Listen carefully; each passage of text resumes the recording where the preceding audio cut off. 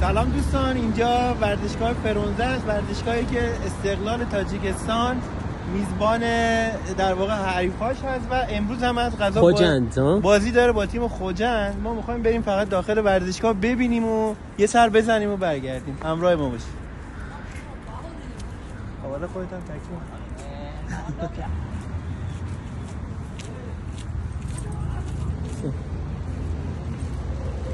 داریم میریم داخل ورزشگاه استقلال تاجیکستان ببینیم که شرایط به چه صورت هست. این اطراف مجموعه ورزشی تنیس هستش که ملاحظه میکنید. اینجا یک ساختمانی داره که به زبان فارسی اشعاری رو نوشته: همه دست پاکی و نیکی بریم، جهان را به کردار بد نسپاریم، ز خوشنودی ایزد اندیشه کن، جوانمردی و راستی پیشه کن.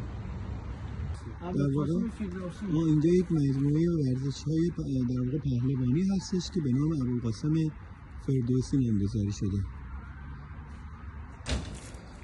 خب دوستان، این ورودی ورزشگاه فرونزه هستش که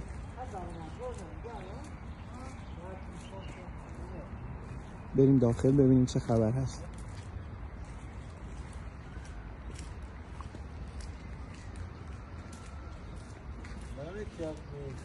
ورزشگاه مرکزی فرونزه.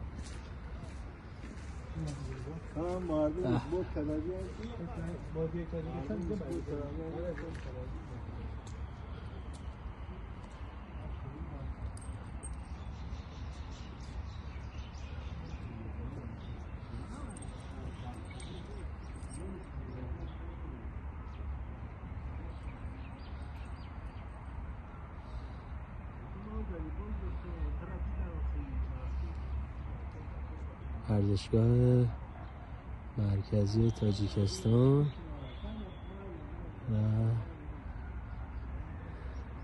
حس و حال زیبایی که داره.